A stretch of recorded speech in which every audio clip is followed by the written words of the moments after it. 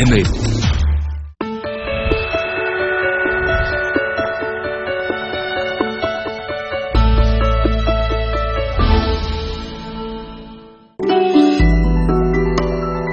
Unlimited potential, unlimited opportunities, unlimited scope for mutual benefit. Australia Business Week in India last month saw a handsome turnout of participating industry leaders and government officials from Australia and India to further foster trade relationships between the two countries.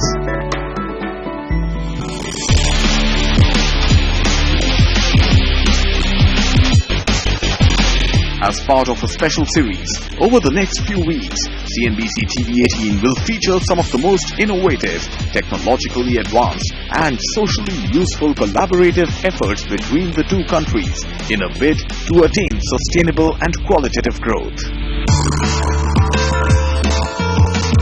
Leading the Australian mission to India was Stephen Chiobo, Australian Minister for Trade, Tourism and Investment. We see an opportunity for us to collaborate in a range of different areas where Australia can add value to India's journey. And so there's a high level of excitement, and that's why there's so many delegates that have come on this trip, because they want to be part of what's happening here in India. Right. And there are a number of sectors that, of course, India and Australia are looking to collaborate on. Let's pick up one of those, the agribusiness sector. Well, I think in relation to agribusiness, there's absolutely opportunities to utilise some Australian technology, some Australian innovation, and to be able to make sure that that works well for India is in addition. There's also, I know, a lot of demand on the Indian side for more investment in food processing to make sure that we're getting efficient use of the produce that's coming off farms in India, and Australia has value that we can add in that space as well. So a good example of where through collaboration, through sharing knowledge, it's going to be a good outcome for India and a good outcome for Australia. And the other critical sector that's always in focus is, of course, healthcare. And as far as life sciences and healthcare is concerned, where do you see the potential for Australian companies in the healthcare space to come and operate out of India?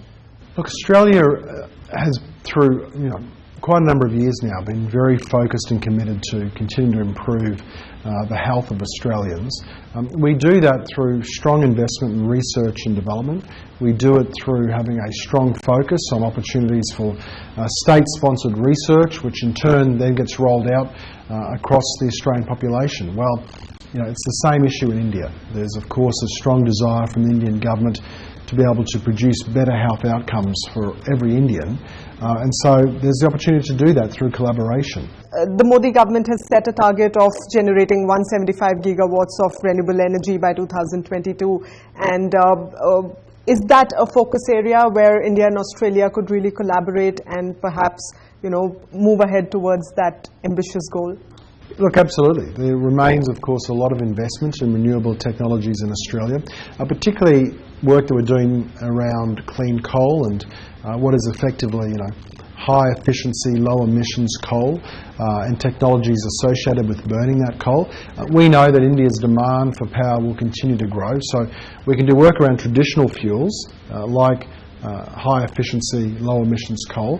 But then there's the work that we can also do around renewables, and Australia's putting a strong focus on opportunities for what you would call network-wide storage. We're doing that in particular through pump hydro, and there's opportunities for India and Australia to collaborate in those areas, as well as the more, let's call them traditional areas in renewable around photovoltaic or solar energy and, of course, wind energy. And Australia is, of course, a beautiful tourist destination as well, and Indians love going to Australia. In fact, last year there was an increase of about 15% Indian travellers as compared to the year before that. So can we expect any, long-term multiple entry tourist visas coming up soon? And what are the other steps that the Australian government is taking to boost tourism ties with India? Well, we're taking steps down that path towards helping to have longer-term visas and opportunities for multiple entry. We recognise that, of course, tourism is a lifeblood for our economy, and we know that there's a lot of interest and demand from Indians to travel to Australia to enjoy what is a lifestyle and experience you can only get by visiting Australia. Absolutely. So who knows, with the cricket match there might be even more opportunities to drive more demand. But and you've roped in Michael Clarke to... Well, he's going to be a friend. He's a friend of Australia, and he's going to be an ambassador for Australia here in India. And I think People know Michael Clarke. He's a household name. He's a sporting identity in terms of cricket. But the point is this: you only get unique aspects of Australian culture by coming to Australia. It is a fairly unique place, and for the same reason that so many Australians travel to India, for the unique characteristics of India. And on a lighter note, it's your first time in New Delhi. You've Yes. been to India before. What is it that you enjoy the most about this country, apart from our spicy food? Well, I love the food. The food is fantastic. What excites me about India is that you can, from speaking with the people in business, just people that work at the hotel, just ordinary Indians, people are genuinely excited about the future. The recognition that India is just going to continue to grow in influence, continue to grow as an economy, and I think that's a really big positive. While Minister Chobo is bullish on continued trade with India, there is also an inner chef in him that got discovered as he stirred up a storm in the kitchen with Australian MasterChef contestant Sarah Todd. That's coming up after a short break.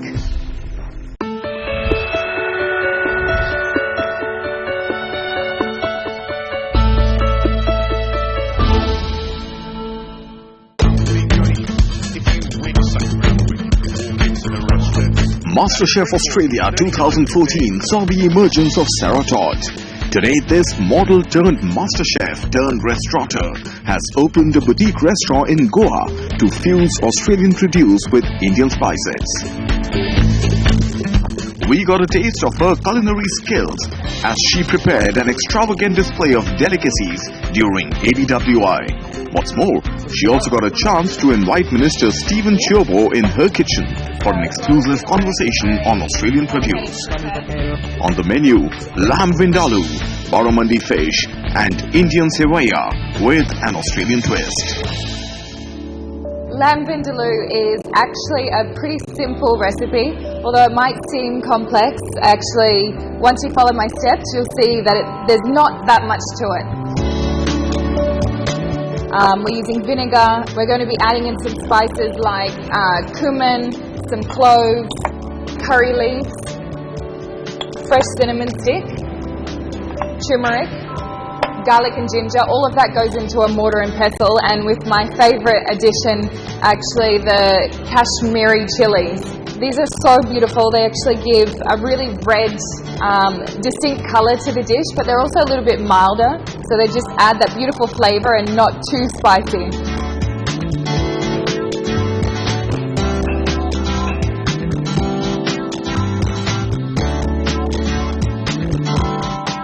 I love using the Australian lamb because it's such a delicate, tender meat. It's natural and, just goes so well with this dish. Firstly, I'm going to add the onions into the pan and saute them off nicely.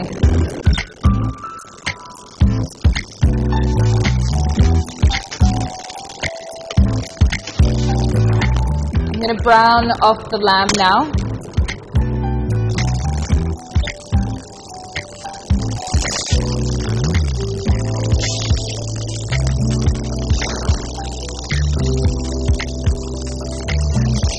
It's getting a nice bit of caramelization. It's called the Maillard reaction, when the meat just gets that nice kind of charcoaly finish, and it just adds a lot of delicious flavour to the dish.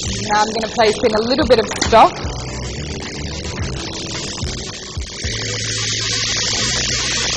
So just about halfway up the lamb. And it smells delicious already. I just need to put on the lid now and cook that for 2 hours, and it'll be nice and tender and ready to go. Need to put on the lid now and cook that for 2 hours, and it'll be nice and tender and ready to go. Now this is one of my all-time favourite dishes paired with some of my all-time favourite ingredients. It's sevia, an Indian milk-based vermicelli dessert with macadamias and blueberries. So to start with, I'm going to place some ghee into the pan, and I'm going to toast off the vermicelli noodles. This is going to give a nice kind of nutty flavour. A little bit of sugar.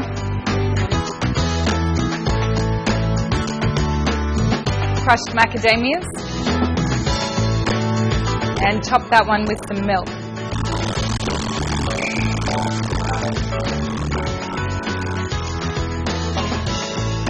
So basically that's going to cook down in that milk and create a thick condensed type milk.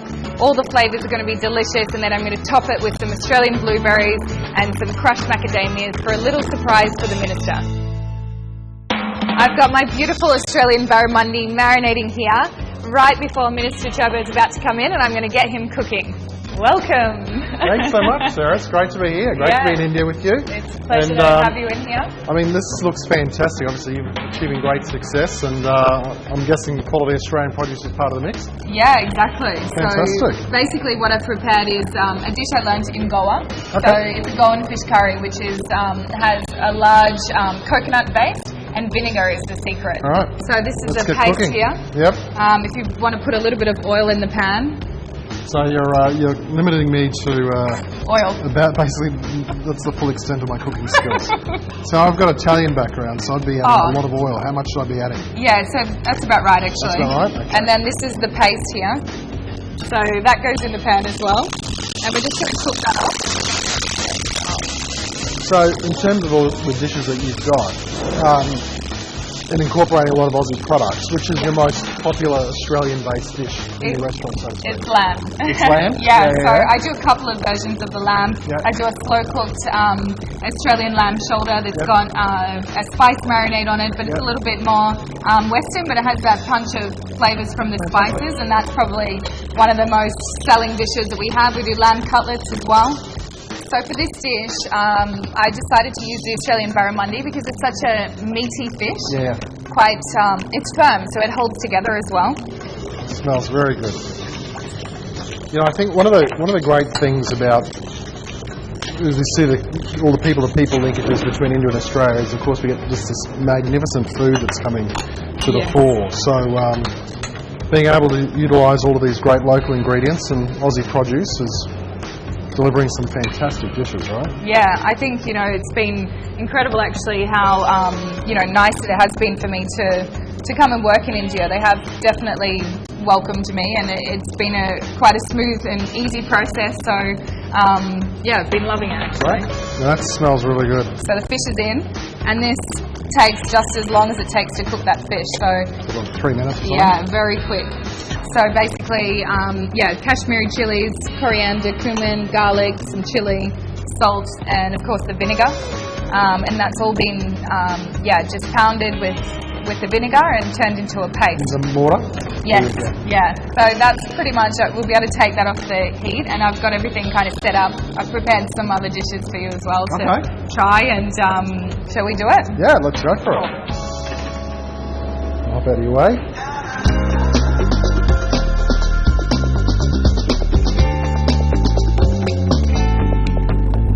So what should I be hit with when I taste this? You'll get a lot of aromas from the spice, but the fish, I think you'll actually get a lot of flavour from the barramundi kind of coming through. Yep. It carries it really nicely. It looks great. I'll try this Australian lamb and the puree. Nice. So I'm going to try some of this dessert with the blueberries. Yes.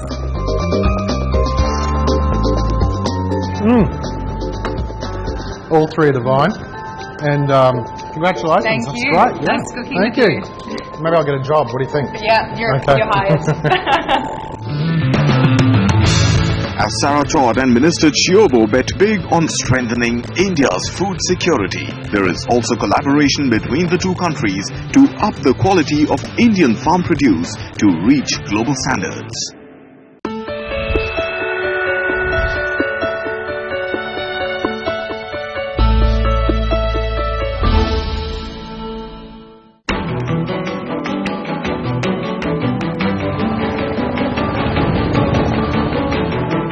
Agriculture is a key driver of India's economy and a major contributor to the world's food basket. In fact, the country makes for almost 8% of the total global agricultural output. Wheat, being a significant crop in northern India, is now at the center of attraction for research between India and Australia. India is the second largest producer of wheat in the world after China. More than 85% wheat is consumed in the form of chapati. We have been able to produce record production of wheat, that is 97.44 million tons.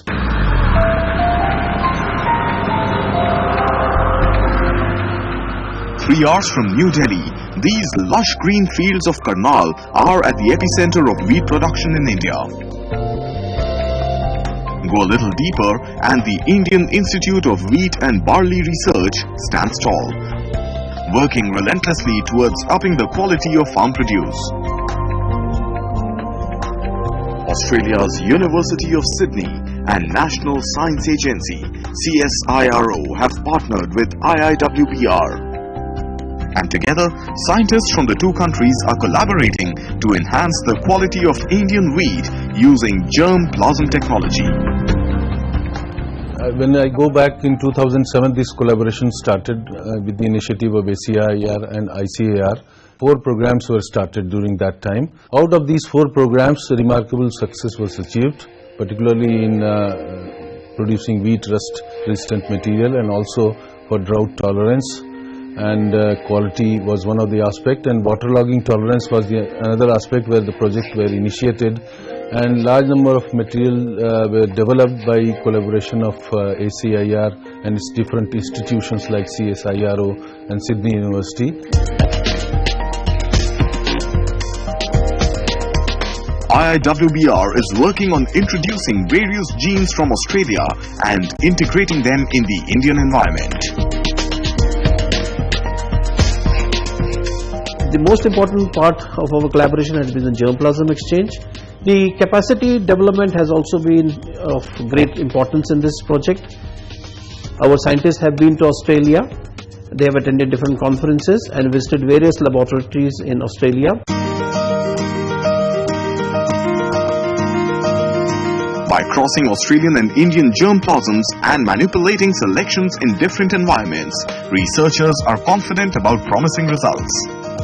But while laboratory science is one part of the equation, there are also other variables like effects of soil, water and meteorological patterns that go into the hypothesis. We and Australian counterpart, we made a set of 30 genotypes to be grown. Since this project was based on molecular markers, so the procedure followed in the lab was kept identical, same as in Australia as in India. So we could use the same procedure and our results were also same. Results are beginning to show and farmers are as excited about the research as other researchers themselves. I have been in Australia 2 times and I have seen the dryland farming in South Australia, and I have also seen that they are big farmers, and in India there are small farmers. I feel Australian and Indian collaboration will helpful for farmers, because farmers are also learn many things that germplasm will also help us for a good quality wheat. If Australia and India both continue to steadfastly work shoulder to shoulder in coming years, the long-term social and economic benefits of this research could potentially help in poverty alleviation, improving food security and bringing better equity within the farming community of India. Australia has great expertise with regards to agricultural research and development, and we invest heavily in that area. And part of the result of that investment has been the development of varieties that use less water, development of varieties that have higher nutritional values and higher yields for the inputs put into that production. So there are great benefits that can be had by teaming up with Australian research and development and Indian organisations on the ground in India. Back in Australia, GrainCorp is redefining the warehousing, packaging and supply chain of pulses and grains that emerging economies like India can benefit from, in a bid to reduce crop wastage and improve delivery.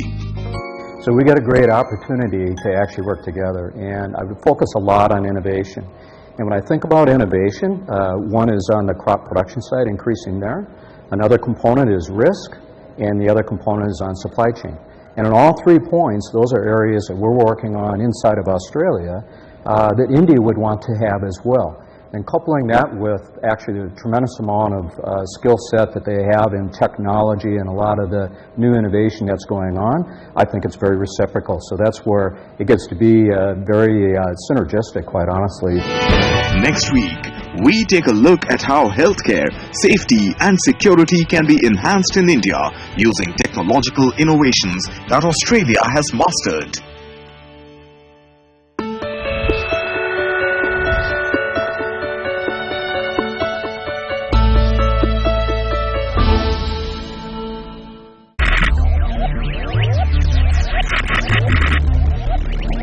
Focus, ideate, innovate, enable.